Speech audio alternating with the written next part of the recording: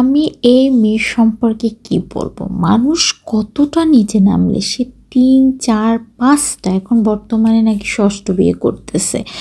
আরে ভাই, তুই বিয়ে করবি সমস্যা নাই, কিন্তু তুই কিসের জন্য একটার পর একটা ছেলে বদলাইতেছিস? তোমার ঘরে তো 2টা বাচ্চা আছে, ওরা কি শিখবে? যাই হোক, এখন নাকি সে একটা জার্নালিস্টকে বিয়ে করছে, তার নাম হচ্ছে আকাশ নিবিড়।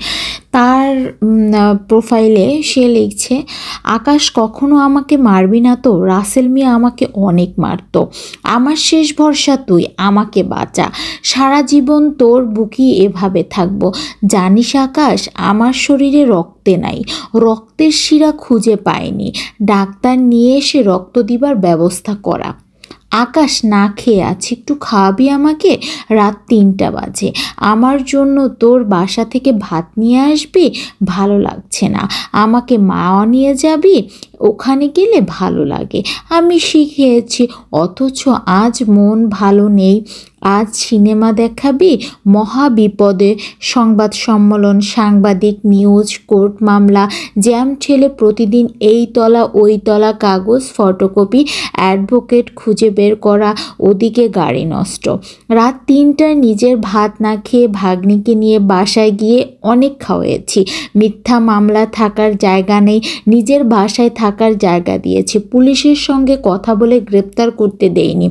পরে শুনি বর্ষা চৌধুরীর সাহায্য করায় আমার নামে গায়েবী মামলা হয়েছে। প্রতিটি মেলায় বাইক নিয়ে পাঠাও সার্ভিস, মোবাইল, 3টা চাকরি হারিয়েছি লাইভের সামনে, বিভিন্ন কথা বলেছি, রাতে এসে হাতের ব্যথায় কাঁদছি, বুকের মধ্যে বিড়ালের মতো রাখছি। আকাশ, ঘুম পাড়িয়ে দে, আমার ঘুম আসছে না, মাথায় হাত বুলিয়ে দে, টক দই খাবো, রুচি চানাচুর খাইতে চাই, না রসমালাই খাবো, না মিষ্টি খাবো, মা ভাত খাবো।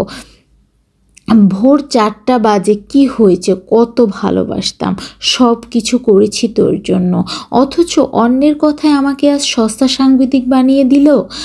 হলুদ সাংবাদিক আমি, মুন্না খান সব। এখন মুন্না খানকে সামোজা অর্ধেক খাওয়াইয়া অর্ধেক নিজে খায়, সেইটা সহ্য করতে পারিনি। আমার বড় হয়ে অভিনয় করেছি অন্যের সঙ্গে, অথচ গল্পের নায়ক আমি ছিলাম। অথচ সব ভুলে গেলি, গুলশানে গিয়ে সব ভুলে গেলি, বুকে পাইয়া অনেক মিথ্যা মায়ায় পড়ে গেছিলাম রে, অনেক ভালোবাসতাম তোরে। এই কথা হচ্ছে আকাশ নিবিড় বলছে, কিন্তু আমি সত্য মিথ্যা জানি না, এটা একমাত্র আল্লাহ তাআলাই জানেন। কিন্তু আমার মনে হয় যে কোনো মানুষ যখন কোনো মানুষের জীবনে যায়, সে রাসেল ভাইপারকে বিয়ে করছিল, আমরা সবাই জানি, তাকে করে হচ্ছে সে নাকি এখন আবার আরেকটা জার্নালিস্টকে সঙ্গে বিবাহে জড়িয়েছে। যাই হোক, আল্লাহ সবাইকে বোঝার তৌফিক দান করুক, কোনো মানুষকে আমরা না ঠকাই। আল্লাহ হাফেজ, সবাই ভালো থাকবেন।